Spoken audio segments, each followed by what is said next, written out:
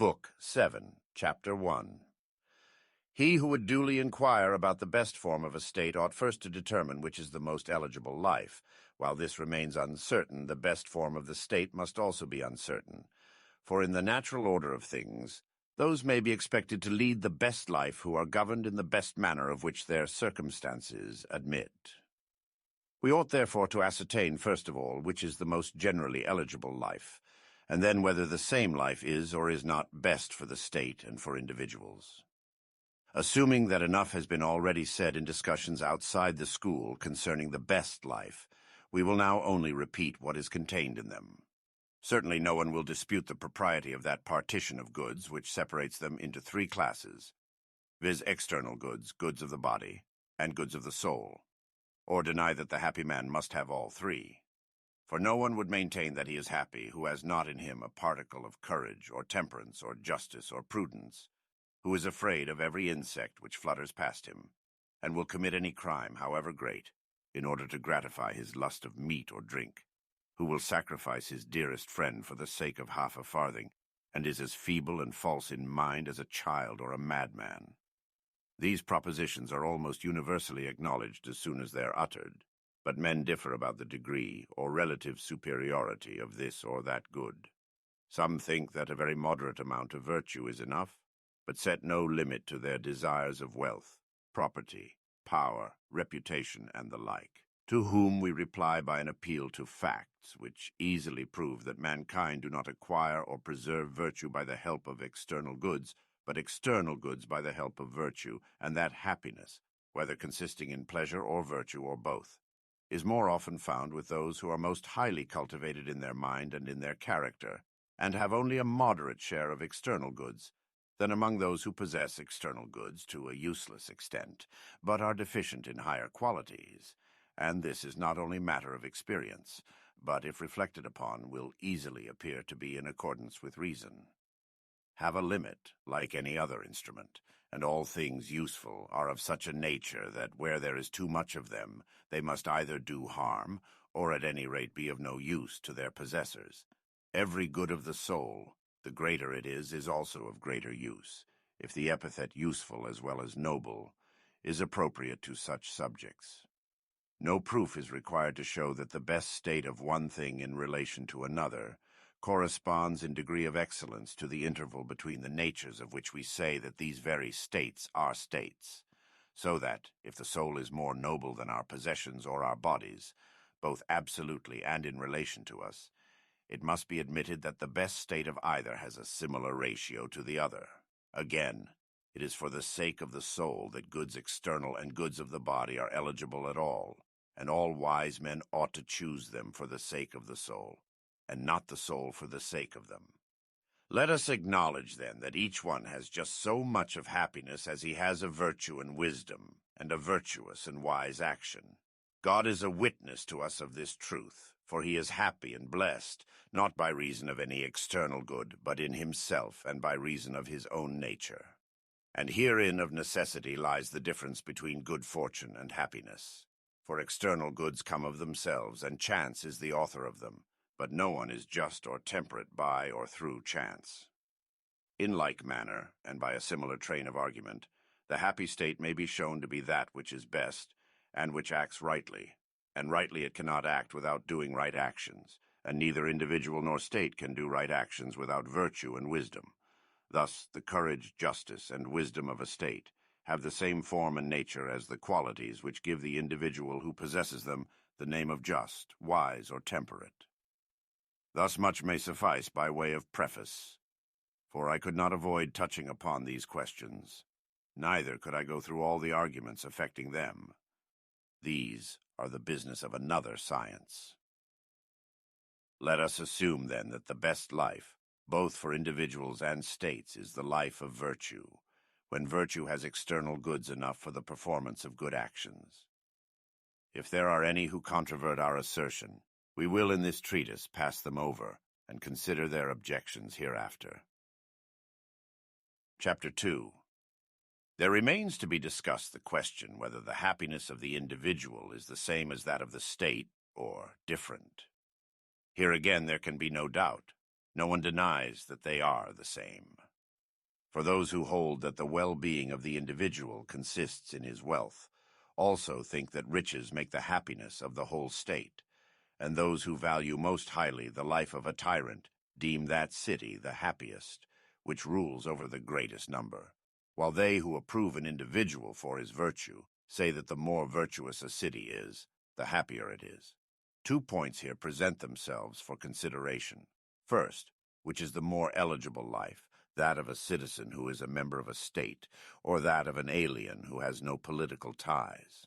And again, which is the best form of constitution or the best condition of a state, either on the supposition that political privileges are desirable for all, or for a majority only, since the good of the state, and not of the individual, is the proper subject of political thought and speculation, and we are engaged in a political discussion. While the first of these 2 points has a secondary interest for us, the latter will be the main subject of our inquiry. Now, it is evident that the form of government is best in which every man, whoever he is, can act best and live happily. But even those who agree in thinking that the life of virtue is the most eligible raise a question whether the life of business and politics is or is not more eligible than one which is wholly independent of external goods. I mean than a contemplative life, which by some is maintained to be the only one worthy of a philosopher. For these 2 lives, the life of the philosopher and the life of the statesman, appear to have been preferred by those who have been most keen in the pursuit of virtue, both in our own and in other ages. Which is the better is a question of no small moment, for the wise man, like the wise state, will necessarily regulate his life according to the best end. There are some who think that while a despotic rule over others is the greatest injustice, to exercise a constitutional rule over them, even though not unjust, is a great impediment to a man's individual well-being. Others take an opposite view. They maintain that the true life of man is the practical and political, and that every virtue admits of being practiced, quite as much by statesmen and rulers as by private individuals. Others, again, are of opinion that arbitrary and tyrannical rule alone consists with happiness. Indeed, in some states, the entire aim both of the laws and of the Constitution is to give men despotic power over their neighbors. And therefore, although in most cities the laws may be said generally to be in a chaotic state, still, if they aim at anything, they aim at the maintenance of power. Thus, in Lacedaemon and Crete, the system of education and the greater part of the laws are framed with a view to war. And in all nations which are able to gratify their ambition, military power is held in esteem, for example among the Scythians and Persians and Thracians and Celts. In some nations there are even laws tending to stimulate the warlike virtues, as at Carthage, where we are told that men obtain the honor of wearing as many armlets as they have served campaigns. There was once a law in Macedonia that he who had not killed an enemy should wear a halter, and among the Scythians no one who had not slain his man was allowed to drink out of the cup which was handed round at a certain feast. Among the Iberians, a warlike nation, the number of enemies whom a man has slain is indicated by the number of obelisks which are fixed in the earth round his tomb, and there are numerous practices among other nations of a like kind, some of them established by law and others by custom. Yet to a reflecting mind it must appear very strange that the statesman should be always considering how he can dominate and tyrannize over others, whether they will or not. How can that which is not even lawful be the business of the statesman or the legislator? Unlawful it certainly is to rule without regard to justice, for there may be might where there is no right. The other arts and sciences offer no parallel. A physician is not expected to persuade or coerce his patients, nor a pilot the passengers in his ship.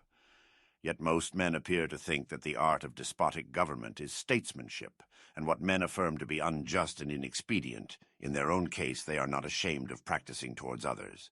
They demand just rule for themselves, but where other men are concerned they care nothing about it.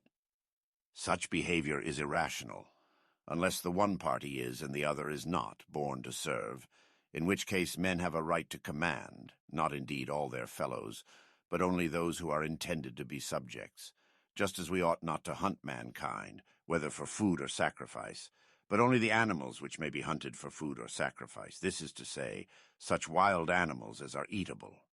And surely there may be a city happy in isolation, which we will assume to be well governed. For it is quite possible that a city thus isolated might be well administered and have good laws. But such a city would not be constituted with any view to war or the conquest of enemies. All that sort of thing must be excluded. Hence, we see very plainly that warlike pursuits, although generally to be deemed honorable, are not the supreme end of all things, but only means. And the good lawgiver should inquire how states and races of men and communities may participate in a good life, and in the happiness which is attainable by them. His enactments will not be always the same, and where there are neighbors, he will have to see what sort of studies should be practiced in relation to their several characters, or how the measures appropriate in relation to each are to be adopted. The end at which the best form of government should aim may be properly made a matter of future consideration. Chapter 3. Let us now address those who, while they agree that the life of virtue is the most eligible, differ about the manner of practicing it. For some renounce political power, and think that the life of the freeman is different from the life of the statesman and the best of all, but others think the life of the statesman best. The argument of the latter is that he who does nothing cannot do well, and that virtuous activity is identical with happiness. To both, we say, you are partly right and partly wrong. First class are right in affirming that the life of the freeman is better than the life of the despot, for there is nothing grand or noble in having the use of a slave in so far as he is a slave, or in issuing commands about necessary things. But it is an error to suppose that every sort of rule is despotic like that of a master over slaves. For there is as great a difference between the rule over freemen and the rule over slaves as there is between slavery by nature and freedom by nature, about which I have said enough at the commencement of this treatise. And it is equally a mistake to place inactivity above action, for happiness is activity, and the actions of the just and wise are the realization of much that is noble. But perhaps someone, accepting these premises, may still maintain that supreme power is the best of all things, because the possessors of it are able to perform the greatest number of noble actions. If so, the man who is able to rule instead of giving up anything to his neighbor ought rather to take away his power, and the father should make no account of his son, nor the son of his father, nor friend of friend. They should not bestow a thought on one another in comparison with this higher object, for the best is the most eligible, and doing well is the best. There might be some truth in such a view if we assume that robbers and plunderers attain the chief good. But this can never be. Their hypothesis is false.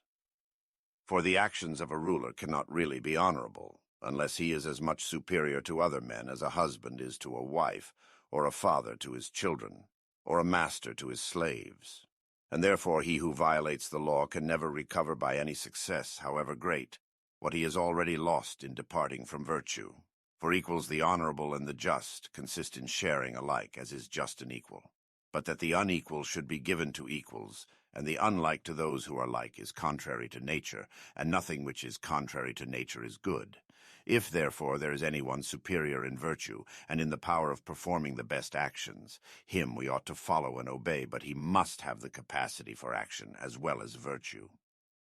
If we are right in our view, and happiness is assumed to be virtuous activity, the active life will be the best, both for every city collectively and for individuals. Not that a life of action must necessarily have relation to others, as some persons think. Nor are those ideas only to be regarded as practical which are pursued for the sake of practical results, but much more the thoughts and contemplations which are independent and complete in themselves, since virtuous activity, and therefore a certain kind of action, is an end, and even in the case of external actions the directing mind is most truly said to act. Neither, again, is it necessary that states which are cut off from others and choose to live alone should be inactive. For activity, as well as other things, may take place by sections. There are many ways in which the sections of a state act upon one another. The same thing is equally true of every individual. If this were otherwise, God and the universe, who have no external actions over and above their own energies, would be far enough from perfection. Hence it is evident that the same life is best for each individual, and for states and for mankind collectively. Chapter 4. Thus far by way of introduction. In what has preceded, I have discussed other forms of government. In what remains the first point to be considered is what should be the conditions of the ideal or perfect state. For the perfect state cannot exist without a due supply of the means of life, and therefore we must presuppose many purely imaginary conditions, but nothing impossible. There will be a certain number of citizens, a country in which to place them, and the like. As the weaver or shipbuilder or any other artisan must have the material proper for his work, and in proportion as this is better prepared, so will the result of his art be nobler. So the statesman or legislator must also have the materials suited to him. First among the materials required by the statesman is population. He will consider what should be the number and character of the citizens, and then what should be the size and character of the country. Most persons think that a state, in order to be happy, ought to be large. But even if they are right, they have no idea what is a large and what a small state. For they judge of the size of the city by the number of the inhabitants, whereas they ought to regard not their number, but their power. A city, too, like an individual, has a work to do, and that city which is best adapted to the fulfillment of its work is to be deemed greatest, in the same sense of the word great, in which Hippocrates might be called greater, not as a man but as a physician, than someone else who was taller. And even if we reckon greatness by numbers, we ought not to include everybody, for there must always be in cities a multitude of slaves and sojourners and foreigners, but we should include those only who are members of the state, and who form an essential part of it. The number of the latter is a proof of the greatness of a city.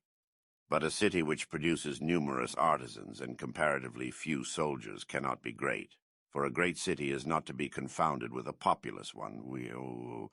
Moreover, experience shows that a very populous city can rarely, if ever, be well governed, since all cities which have a reputation for good government have a limit of population. We may argue on grounds of reason, and the same result will follow. For law is order, and good law is good order. But a very great multitude cannot be orderly. To introduce order into the unlimited is the work of a divine power, of such a power as holds together the universe. Beauty is realized in number and magnitude, and the state which combines magnitude with good order must necessarily be the most beautiful. To the size of states there is a limit, as there is to other things, plants, animals, implements. For none of these retain their natural power when they are too large or too small, but they either wholly lose their nature or are spoiled. For example, a ship which is only a span long will not be a ship at all, nor a ship a quarter of a mile long. Yet there may be a ship of a certain size, either too large or too small, which will still be a ship, but bad for sailing. In like manner, a state when composed of too few is not, as a state ought to be, self-sufficing. When of too many, though self-sufficing in all mere necessaries, as a nation may be, it is not a state, being almost incapable of constitutional government. For who can be the general of such a vast multitude, or who the herald, unless he have the voice of a stentor? A state, then, only begins to exist when it has attained a population sufficient for a good life in the political community. It may indeed, if it somewhat exceed this number, be a greater state. But as I was saying, there must be a limit. What should be the limit will be easily ascertained by experience. For both governors and governed have duties to perform, the special functions of a governor to command and to judge. But if the citizens of a state are to judge and to distribute offices according to merit, then they must know each other's characters. Where they do not possess this knowledge, both the election to offices and the decision of lawsuits will go wrong. When the population is very large, they are manifestly settled at haphazard, which clearly ought not to be. Besides, in an overpopulous state, foreigners and metics will readily acquire the rights of citizens, for who will find them out? Clearly, then, the best limit of the population of a state is the largest number which suffices for the purposes of life, and can be taken in at a single view. Enough concerning the size of a state. Chapter 5. Much the same principle will apply to the territory of the state. Everyone would agree in praising the territory, which is most entirely self-sufficing.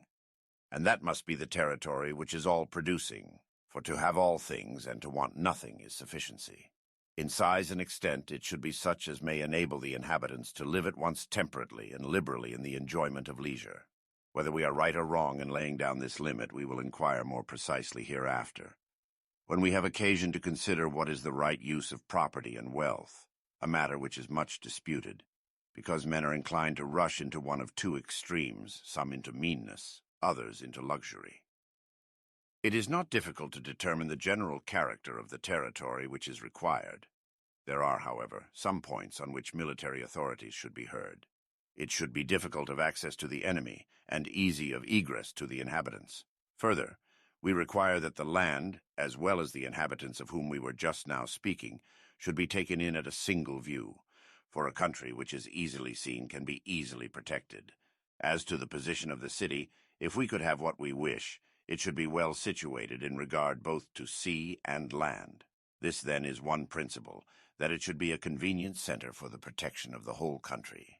The other is that it should be suitable for receiving the fruits of the soil, and also for the bringing in of timber and any other products that are easily transported. Chapter 6. Whether a communication with the sea is beneficial to a well-ordered state or not is a question which has often been asked. It is argued that the introduction of strangers brought up under other laws and the increase of population will be adverse to good order. The increase arises from their using the sea and having a crowd of merchants coming and going, and is inimical to good government. Apart from these considerations, it would be undoubtedly better, both with a view to safety and to the provision of necessaries, that the city and territory should be connected with the sea.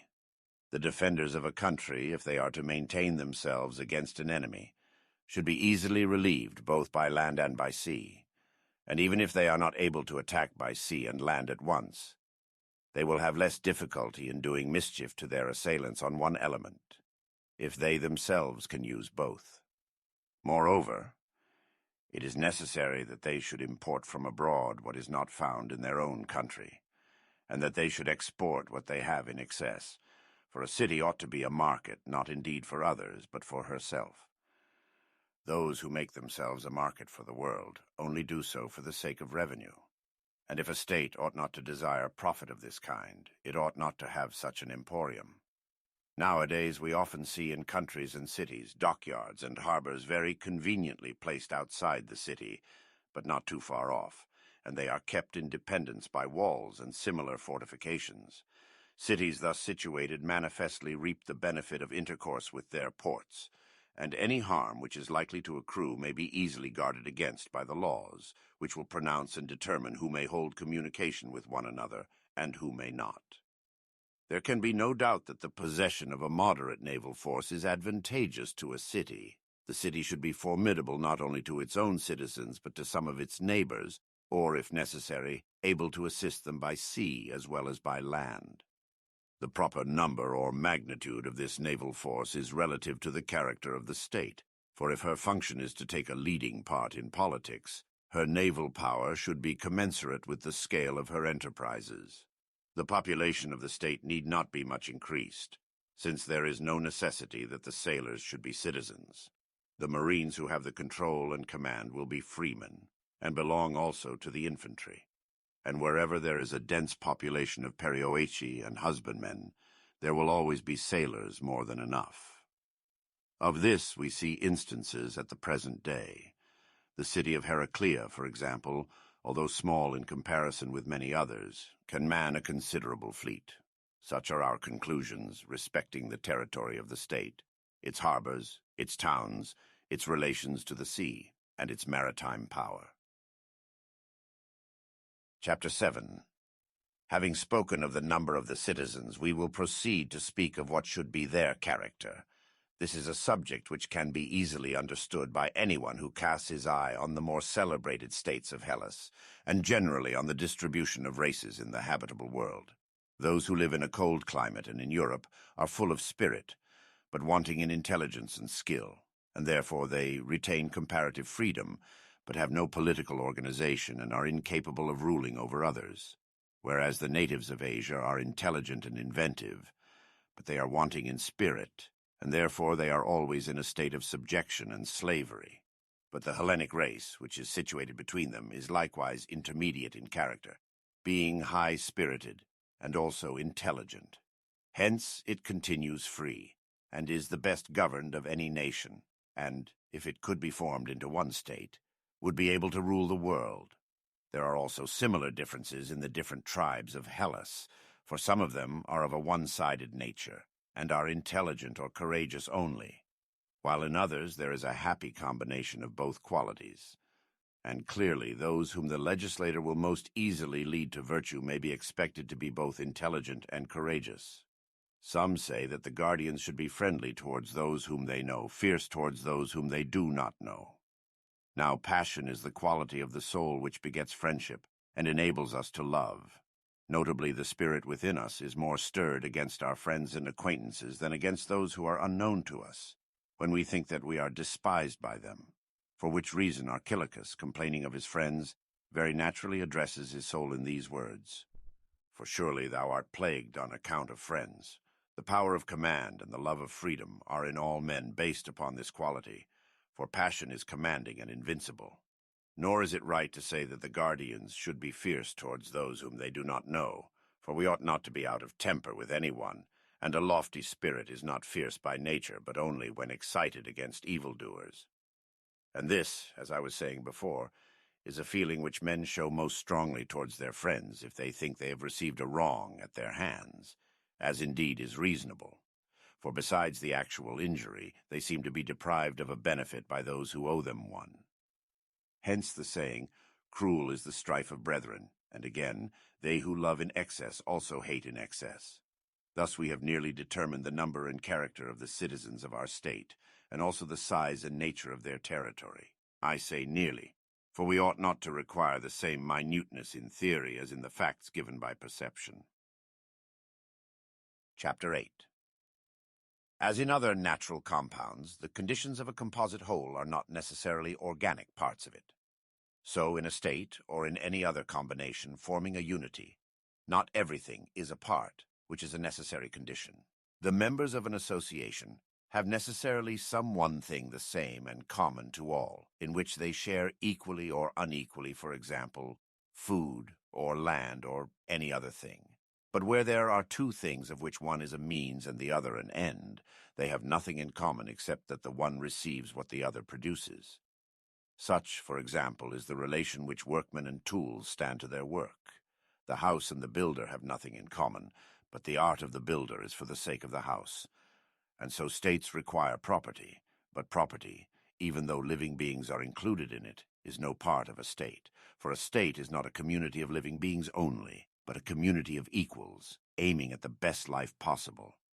Now, whereas happiness is the highest good, being a realization and perfect practice of virtue, which some can attain, while others have little or none of it, the various qualities of men are clearly the reason why there are various kinds of states and many forms of government. For different men seek after happiness in different ways and by different means, and so make for themselves different modes of life and forms of government. We must see also how many things are indispensable to the existence of a state, for what we call the parts of a state will be found among the indispensables. Let us then enumerate the functions of a state, and we shall easily elicit what we want. First, there must be food. Secondly, arts, for life requires many instruments. Thirdly, there must be arms, for the members of a community have need of them, and in their own hands, too, in order to maintain authority both against disobedient subjects and against external assailants. Fourthly, there must be a certain amount of revenue, both for internal needs and for the purposes of war.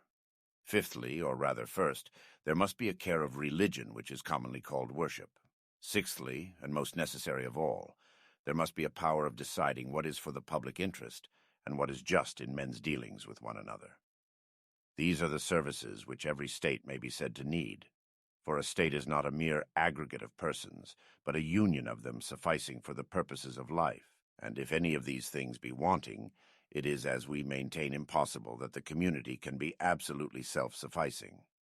A state, then, should be framed with a view to the fulfillment of these functions.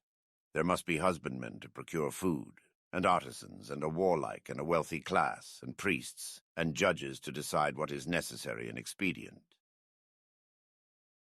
Chapter 9. Having determined these points, we have in the next place to consider whether all ought to share in every sort of occupation. Shall every man be at once husbandman, artisan, counselor, judge, or shall we suppose the several occupations just mentioned assigned to different persons? Or thirdly, shall some employments be assigned to individuals and others common to all? The same arrangement, however, does not occur in every constitution. As we were saying, all may be shared by all, or not all by all, but only by some. And hence arise the differences of constitutions, for in democracies all share in all. In oligarchies the opposite practice prevails. Now, since we are here speaking of the best form of government, that is, that under which the state will be most happy, and happiness, as has been already said, cannot exist without virtue, it clearly follows that in the state which is best governed and possesses men who are just absolutely, and not merely relatively, to the principle of the Constitution, the citizens must not lead the life of mechanics or tradesmen, for such a life is ignoble and inimical to virtue. Neither must they be husbandmen, since leisure is necessary both for the development of virtue and the performance of political duties. Again, there is in a state a class of warriors and another of counselors who advise about the expedient and determine matters of law, and these seem in an especial manner parts of a state. Now, should these two classes be distinguished, or are both functions to be assigned to the same persons? Here again there is no difficulty in seeing that both functions will in one way belong to the same, in another, to different persons. To different persons insofar as these, that is, the physical and the employments, are suited to different primes of life, for the one requires mental wisdom and the other strength. But on the other hand, since it is an impossible thing that those who are able to use or to resist force should be willing to remain always in subjection, from this point of view the persons are the same. For those who carry arms can always determine the fate of the Constitution. It remains, therefore, that both functions should be entrusted by the ideal Constitution to the same persons, not, however, at the same time, but in the order prescribed by nature, who has given to young men strength and to older men wisdom. Such a distribution of duties will be expedient and also just, and is founded upon a principle of conformity to merit. Besides, the ruling class should be the owners of property, for they are citizens, and the citizens of a state should be in good circumstances, whereas mechanics or any other class which is not a producer of virtue have no share in the state. This follows from our first principle, for happiness cannot exist without virtue, and a city is not to be termed happy in regard to a portion of the citizens, but in regard to them all. And clearly property should be in their hands, since the husbandmen will of necessity be slaves, or barbarian perioeci. Of the classes enumerated there remain only the priests, and the manner in which their office is to be regulated is obvious. No husbandman or mechanic should be appointed to it, for the gods should receive honor from the citizens only. Now, since the body of the citizen is divided into two classes, the warriors and the counselors, and it is beseeming that the worship of the gods should be duly performed, and also a rest provided in their service for those who from age have given up active life, to the old men of these two classes should be assigned the duties of the priesthood. We have shown what are the necessary conditions, and what the parts of a state. Husbandmen, craftsmen, and laborers of all kinds are necessary to the existence of states, but the parts of the state are the warriors and counselors, and these are distinguished severally from one another, the distinction being in some cases permanent, in others not. Chapter 10. It is not a new or recent discovery of political philosophers that the state ought to be divided into classes, and that the warriors should be separated from the husbandmen. The system has continued in Egypt and in Crete to this day, and was established, as tradition says, by a law of Sesostris in Egypt and of Minos in Crete.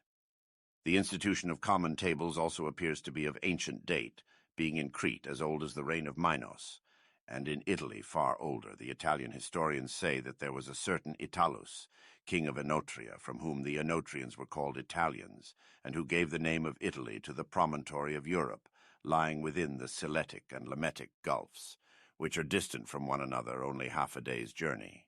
They say that this Italus converted the Oenotrians from shepherds into husbandmen, and besides other laws which he gave them, was the founder of their common meals. Even in our day, some who are derived from him retain this institution, and certain other laws of his. On the side of Italy towards Tyrrhenia dwelt the Opici, who are now, as of old, called Ausones, and on the side towards Iapygia and the Ionian Gulf, in the district called Siritis, the Chones, who are likewise of Oenotrian race. From this part of the world originally came the institution of common tables, the separation into castes from Egypt, for the reign of Sesostris is of far greater antiquity than that of Minos. It is true indeed that these and many other things have been invented several times over in the course of ages, or rather times without number, for necessity may be supposed to have taught men the inventions which were absolutely required.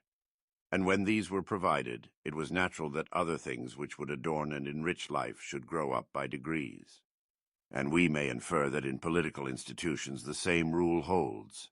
Egypt witnesses to the antiquity of all these things, for the Egyptians appear to be of all people the most ancient. And they have laws and a regular constitution existing from time immemorial. We should therefore make the best use of what has been already discovered, and try to supply defects. I have already remarked that the land ought to belong to those who possess arms and have a share in the government, and that the husbandmen ought to be a class distinct from them, and I have determined what should be the extent and nature of the territory.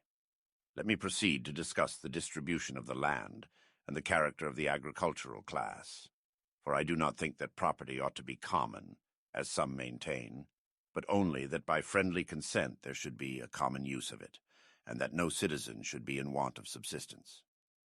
As to common meals, there is a general agreement that a well-ordered city should have them, and we will hereafter explain what are our own reasons for taking this view.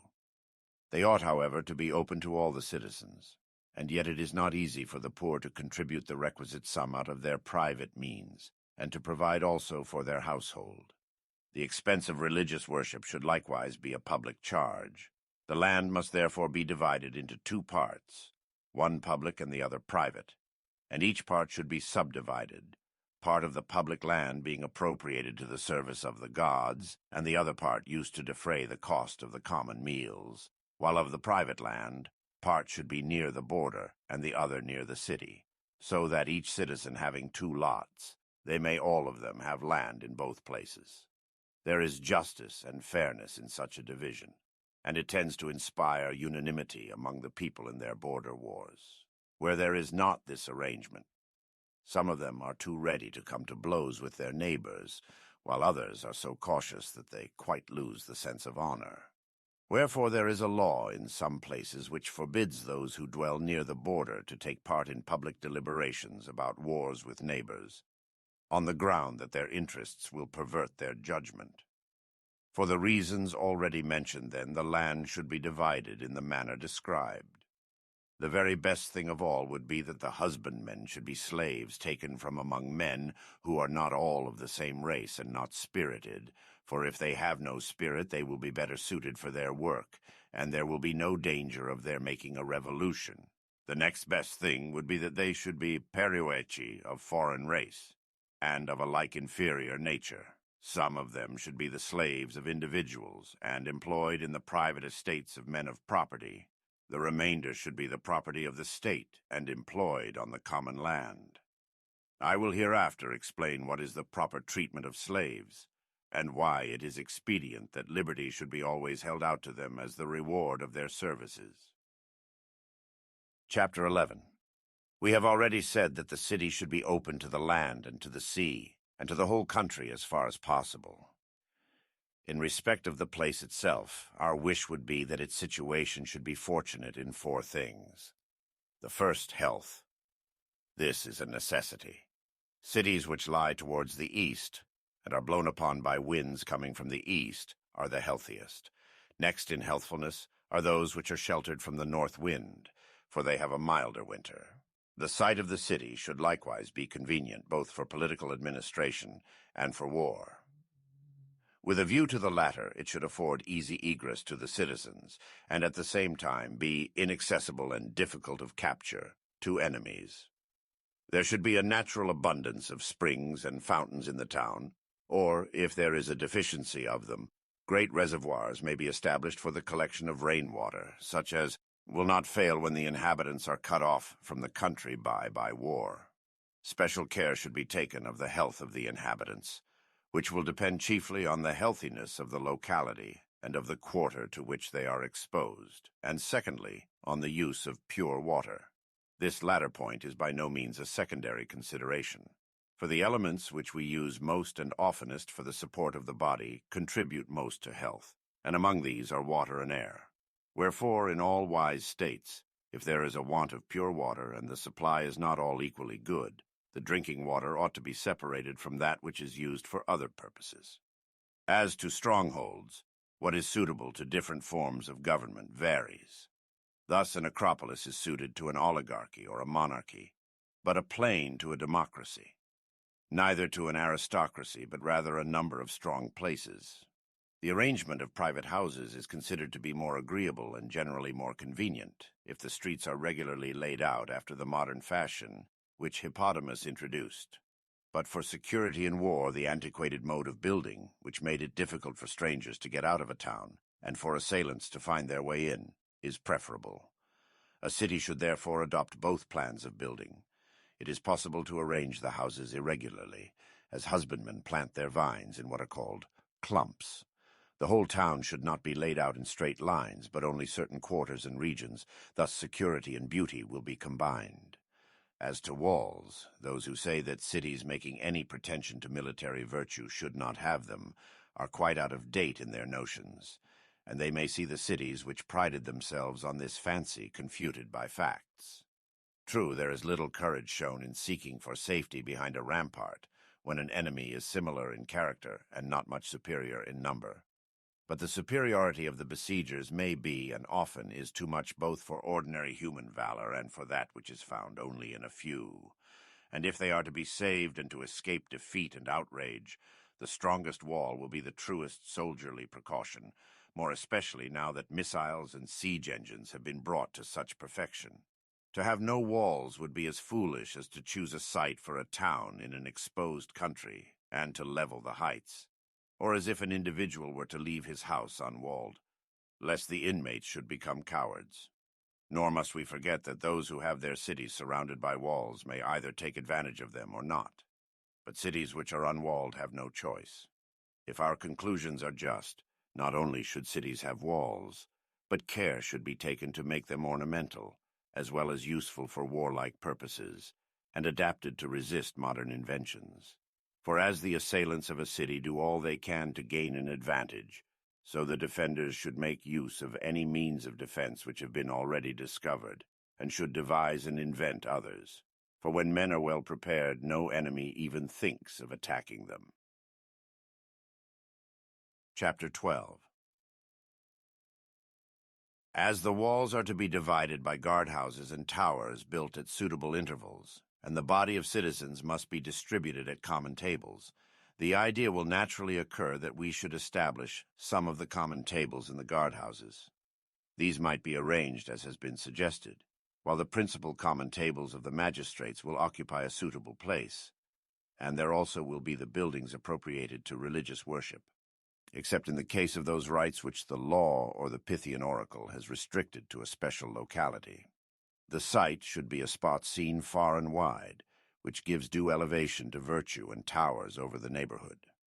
Below this spot should be established an agora, such as that which the Thessalians call the freemen's agora. From this all trade should be excluded, and no mechanic, husbandman, or any such person allowed to enter, unless he be summoned by the magistrates. It would be a charming use of the place if the gymnastic exercises of the elder men were performed there. For in this noble practice different ages should be separated, and some of the magistrates should stay with the boys, while the grown-up men remain with the magistrates, For the presence of the magistrates is the best mode of inspiring true modesty and ingenuous fear. There should also be a trader's agora, distinct and apart from the other, in a situation which is convenient for the reception of goods both by sea and land. But in speaking of the magistrates, we must not forget another section of the citizens, viz., the priests, for whom public tables should likewise be provided in their proper place, near the temples. The magistrates who deal with contracts, indictments, summonses, and the like, and those who have the care of the agora and of the city, respectively, ought to be established near an agora and some public place of meeting. The neighborhood of the trader's agora will be a suitable spot. The upper agora we devote to the life of leisure, the other is intended for the necessities of trade. The same order should prevail in the country, for there, too, the magistrates, called by some inspectors of forests and by others wardens of the country, must have guardhouses and common tables while they are on duty. Temples should also be scattered throughout the country, dedicated some to gods and some to heroes. But it would be a waste of time for us to linger over details like these. The difficulty is not in imagining, but in carrying them out. We may talk about them as much as we like, but the execution of them will depend upon fortune. Wherefore, let us say no more about these matters for the present. Chapter 13. Returning to the Constitution itself, let us seek to determine out of what and what sort of elements the state which is to be happy and well governed should be composed. There are two things in which all well-being consists. One of them is the choice of a right end and aim of action, and the other the discovery of the actions which are means towards it. For the means and the end may agree or disagree. Sometimes the right end is set before men, but in practice they fail to attain it. In other cases they are successful in all the means, but they propose to themselves a bad end, and sometimes they fail in both. Take, for example, the art of medicine. Physicians do not always understand the nature of health, and also the means which they use may not effect the desired end. In all arts and sciences, both the end and the means should be equally within our control. The happiness and well-being which all men manifestly desire, some have the power of attaining. But to others, from some accident or defect of nature, the attainment of them is not granted. For a good life requires a supply of external goods, in a less degree when men are in a good state, in a greater degree when they are in a lower state. Others, again, who possess the conditions of happiness, go utterly wrong from the first in the pursuit of it. But since our object is to discover the best form of government, that, namely, under which a city will be best governed, and since the city is best governed which has the greatest opportunity of obtaining happiness, it is evident that we must clearly ascertain the nature of happiness. We maintain, and have said in the Ethics, if the arguments there adduced are of any value, that happiness is the realization and perfect exercise of virtue, and this not conditional, but absolute. And I use the term conditional to express that which is indispensable, and absolute to express that which is good in itself. Take the case of just actions. Just punishments and chastisements do indeed spring from a good principle, but they are good only because we cannot do without them. It would be better that neither individuals nor states should need anything of the sort. But actions which aim at honor and advantage are absolutely the best. The conditional action is only the choice of a lesser evil, whereas these are the foundation and creation of good. A good man may make the best even of poverty and disease and the other ills of life, but he can only attain happiness under the opposite conditions. For this also has been determined in accordance with ethical arguments, that the good man is he for whom, because he is virtuous, the things that are absolutely good are good. It is also plain that his use of these goods must be virtuous and in the absolute sense good. This makes men fancy that external goods are the cause of happiness. Yet we might as well say that a brilliant performance on the lyre was to be attributed to the instrument and not to the skill of the performer. It follows then from what has been said that some things the legislator must find ready to his hand in a state, others he must provide. And therefore, we can only say, may our state be constituted in such a manner as to be blessed with the goods of which fortune disposes, for we acknowledge her power. whereas virtue and goodness in the state are not a matter of chance, but the result of knowledge and purpose. A city can be virtuous only when the citizens who have a share in the government are virtuous, and in our state, all the citizens share in the government. Let us then inquire how a man becomes virtuous. For even if we could suppose the citizen body to be virtuous, without each of them being so, yet the latter would be better, for in the virtue of each the virtue of all is involved. There are three things which make men good and virtuous. These are nature, habit, rational principle. In the first place, everyone must be born a man and not some other animal. So, too, he must have a certain character, both of body and soul. But some qualities there is no use in having at birth, for they are altered by habit, and there are some gifts which by nature are made to be turned by habit to good or bad. Animals lead for the most part a life of nature, although in lesser particulars some are influenced by habit as well. Man has rational principle, in addition, and man only.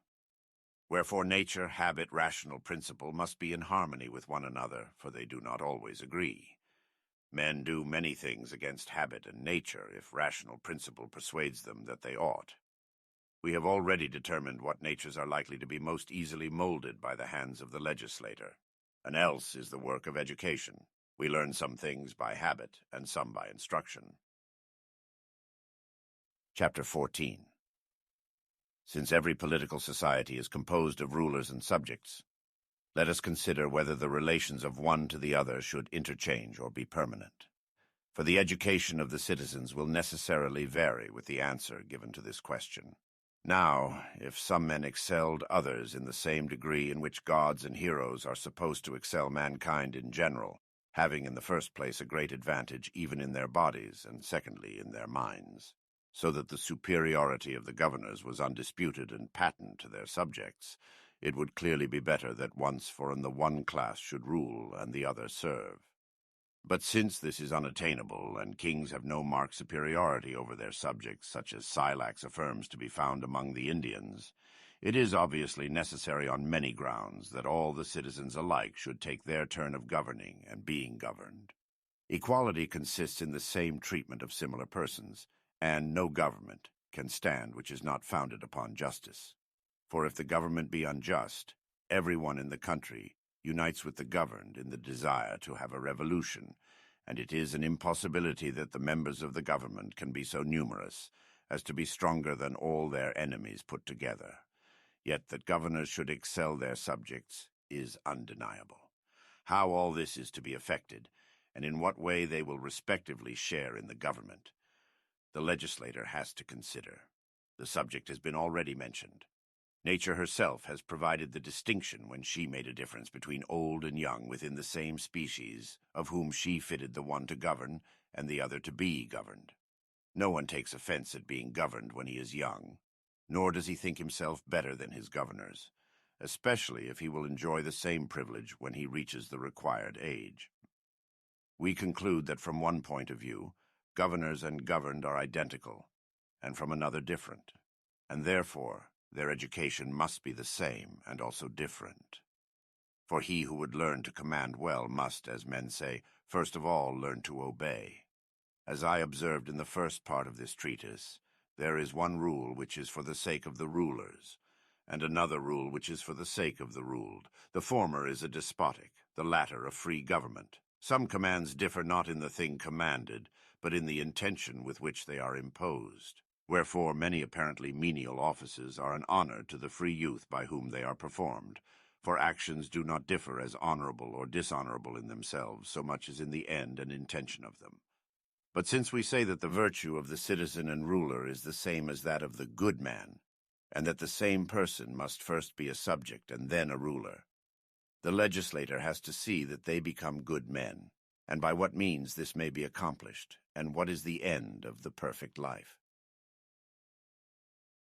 Now the soul of man is divided into two parts, one of which has a rational principle in itself, and the other, not having a rational principle in itself, is able to obey such a principle, and we call a man in any way good because he has the virtues of these two parts.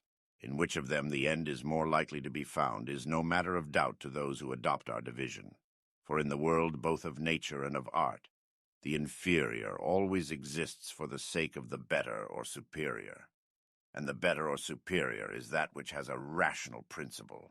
This principle, too, in our ordinary way of speaking, is divided into two kinds, for there is a practical and a speculative principle. This part, then, must evidently be similarly divided. And there must be a corresponding division of actions.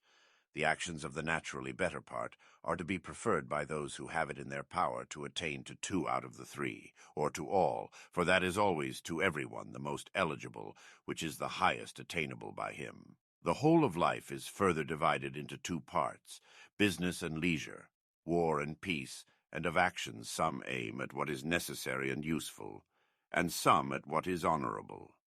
And the preference given to one or the other class of actions must necessarily be like the preference given to one or other part of the soul, and its actions over the other. There must be war for the sake of peace, business for the sake of leisure, things useful and necessary for the sake of things honorable. All these points the statesman should keep in view when he frames his laws. He should consider the parts of the soul and their functions, and above all, the better and the end. He should also remember the diversities of human lives and actions. For men must be able to engage in business and go to war, but leisure and peace are better. They must do what is necessary and indeed what is useful, but what is honorable is better. On such principles, children and persons of every age which requires education should be trained. Whereas even the Hellenes of the present day, who are reputed to be best governed, and the legislators who gave them their constitutions, do not appear to have framed their governments with a regard to the best end, or to have given them laws and education with a view to all the virtues, but in a vulgar spirit have fallen back on those which promise to be more useful and profitable. Many modern writers have taken a similar view. They commend the Lacedaemonian constitution, and praise the legislator for making conquest and war his sole aim, a doctrine which may be refuted by argument, and has long ago been refuted by facts. For most men desire empire in the hope of accumulating the goods of fortune. And on this ground Thybron and all those who have written about the Lacedaemonian constitution have praised their legislator, because the Lacedaemonians, by being trained to meet dangers, gain great power. But surely they are not a happy people now that their empire has passed away. Nor was their legislator right. How ridiculous is the result if, when they are continuing in the observance of his laws and no one interferes with them, they have lost the better part of life. These writers further err about the sort of government which the legislator should approve, for the government of freemen is nobler and implies more virtue than despotic government. Neither is a city to be deemed happy or a legislator to be praised because he trains his citizens to conquer and obtain dominion over their neighbors, for there is great evil in this. On a similar principle, any citizen who could should obviously try to obtain the power in his own state, the crime which the Lacedaemonians accuse King Pausanias of attempting, although he had so great honor already. No such principle and no law having this object is either statesmanlike or useful or right. For the same things are best both for individuals and for states, and these are the things which the legislator ought to implant in the minds of his citizens. Neither should men study war with a view to the enslavement of those who do not deserve to be enslaved. But first of all they should provide against their own enslavement, and in the second place, obtain empire for the good of the governed, and not for the sake of exercising a general despotism, and in the third place they should seek to be masters only over those who deserve to be slaves. Facts, as well as arguments, prove that the legislator should direct all his military and other measures to the provision of leisure and the establishment of peace. For most of these military states are safe only while they are at war, but fall when they have acquired their empire. Like unused iron, they lose their temper in time of peace. And for this the legislator is to blame, he never having taught them how to lead the life of peace. Chapter 15. Since the end of individuals and of states is the same, the end of the best man and of the best constitution must also be the same. It is therefore evident that there ought to exist in both of them the virtues of leisure, for peace, as has been often repeated, is the end of war, and leisure of toil. But leisure and cultivation may be promoted, not only by those virtues which are practiced in leisure, but also by some of those which are useful to business.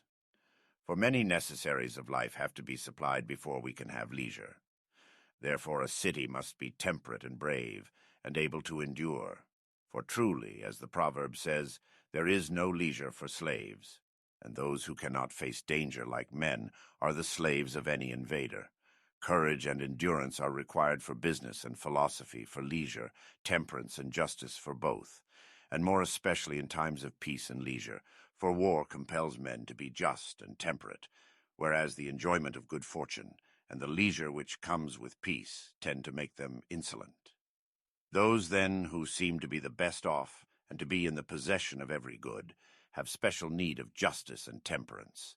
For example, those, if such there be, as the poets say, who dwell in the islands of the blessed. They above all will need philosophy and temperance and justice, and all the more leisure they have, living in the midst of abundance. There is no difficulty in seeing why the state that would be happy and good ought to have these virtues. If it be disgraceful in men not to be able to use the goods of life, it is peculiarly disgraceful not to be able to use them in time of leisure, to show excellent qualities in action and war, and when they have peace and leisure to be no better than slaves. Wherefore we should not practice virtue after the manner of the Lacedaemonians, for they, while agreeing with other men in their conception of the highest goods, differ from the rest of mankind in thinking that they are to be obtained by the practice of a single virtue. And since they think these goods and the enjoyment of them greater than the enjoyment derived from the virtues, and that it should be practiced for its own sake, is evident from what has been said. We must now consider how and by what means it is to be attained.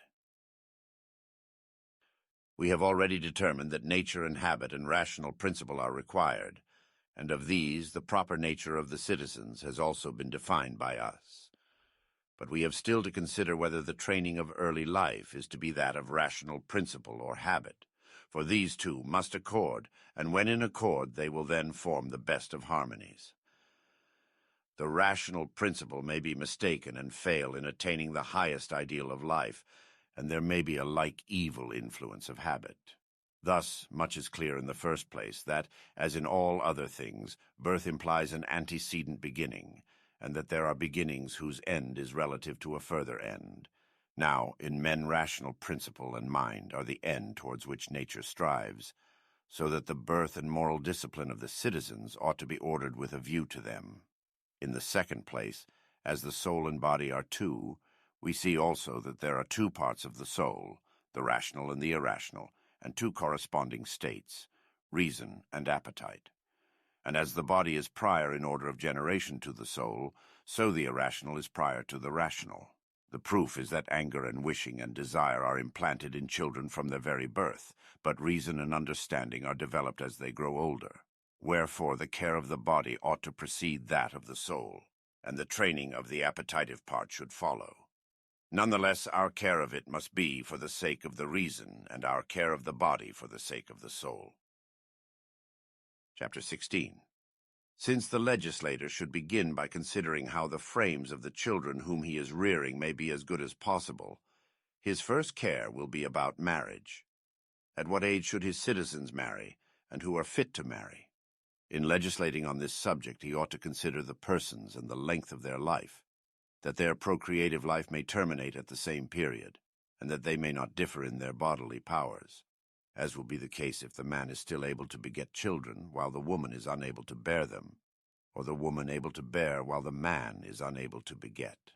For from these causes arise quarrels and differences between married persons.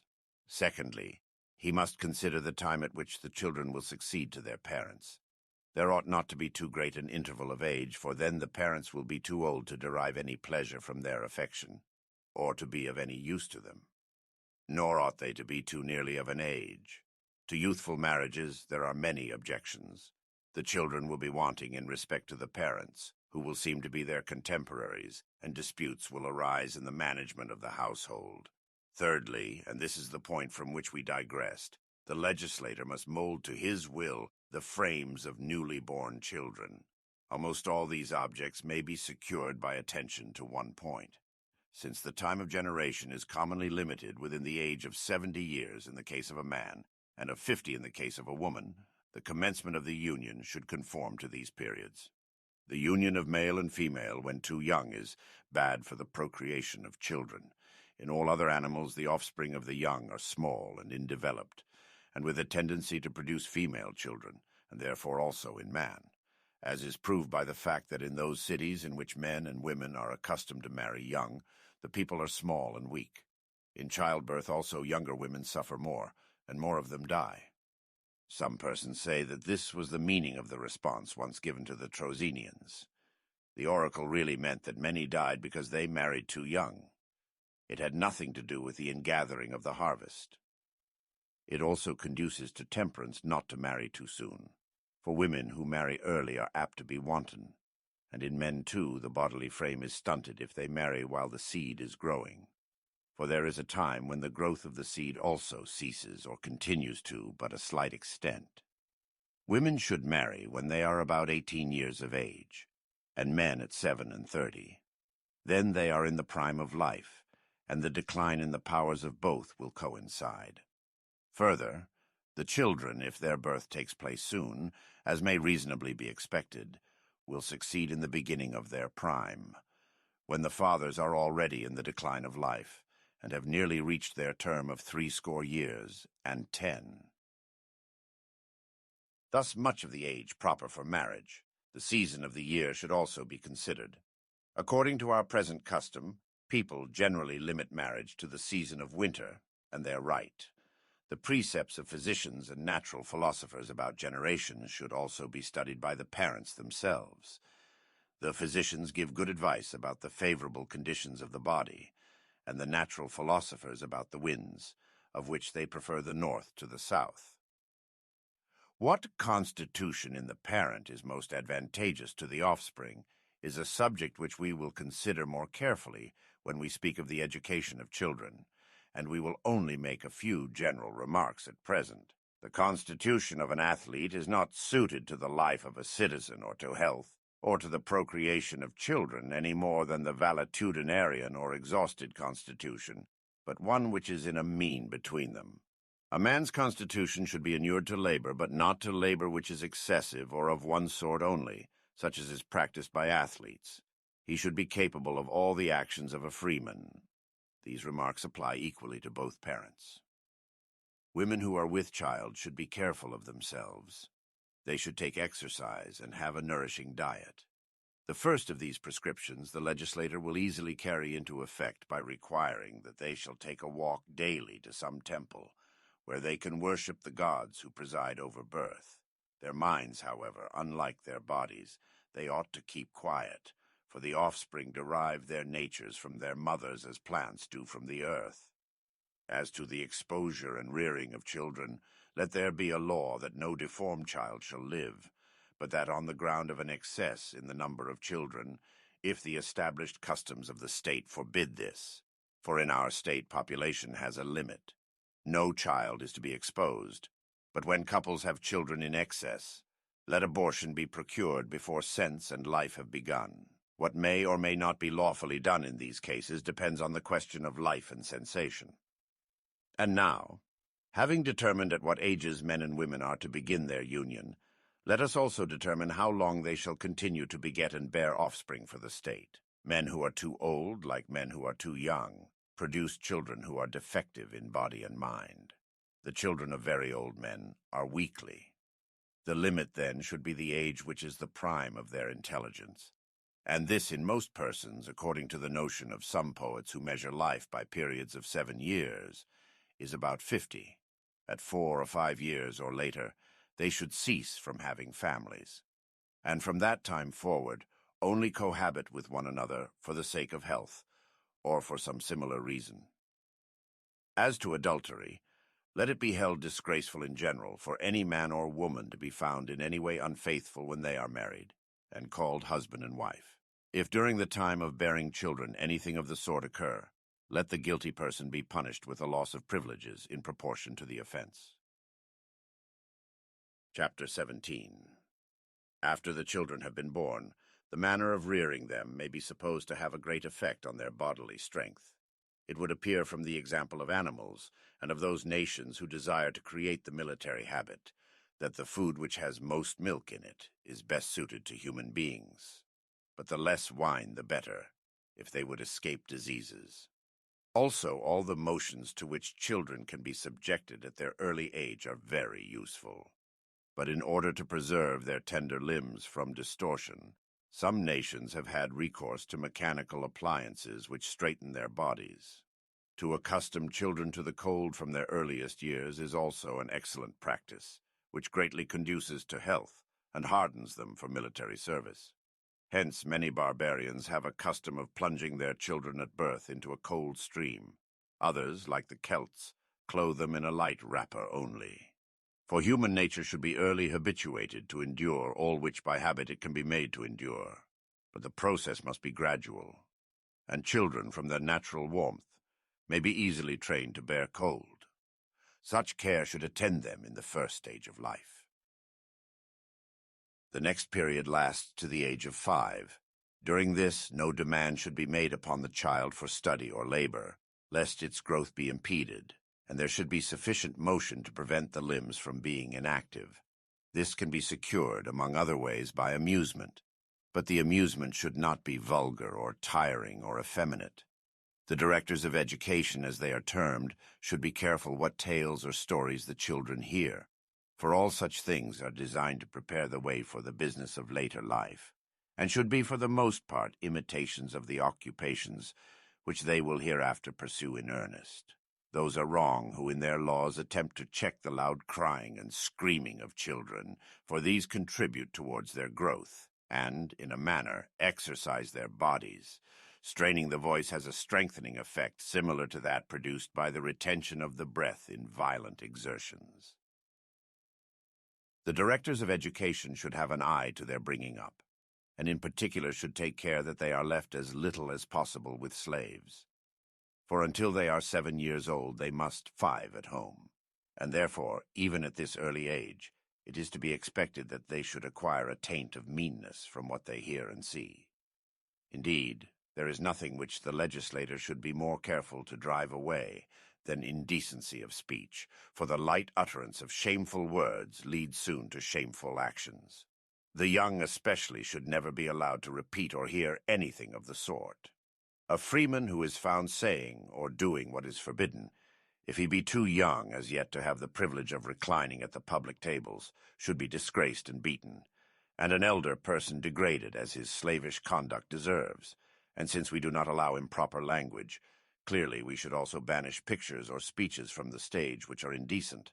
Let the rulers take care that there be no image or picture representing unseemly actions, except in the temples of those gods at whose festivals the law permits even ribaldry, and whom the law also permits to be worshipped by persons of mature age on behalf of themselves, their children, and their wives. But the legislator should not allow youth to be spectators of iambi or of comedy until they are of an age to sit at the public tables and to drink strong wine.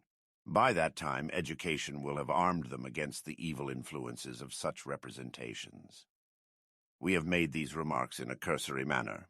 They are enough for the present occasion, but hereafter we will return to the subject, and after a fuller discussion determine whether such liberty should or should not be granted, and in what way granted, if at all. Theodorus, the tragic actor, was quite right in saying that he would not allow any other actor, not even if he were quite second-rate, to enter before himself, because the spectators grew fond of the voices which they first heard. And the same principle applies universally to association with things as well as with persons, for we always like best whatever comes first, and therefore youth should be kept strangers to all that is bad, and especially to things which suggest vice or hate. When the 5 years have passed away, during the 2 following years they must look on at the pursuits which they are hereafter to learn. There are 2 periods of life, with reference to which education has to be divided, from 7 to the age of puberty, and onwards to the age of 21. The poets who divide ages by 7s are in the main right, but we should observe the divisions actually made by nature, for the deficiencies of nature are what art and education seek to fill up. Let us then first inquire if any regulations are to be laid down about children, and secondly, whether the care of them should be the concern of the state or of private individuals, which latter is in our own day the common custom, and in the third place, what these regulations should be.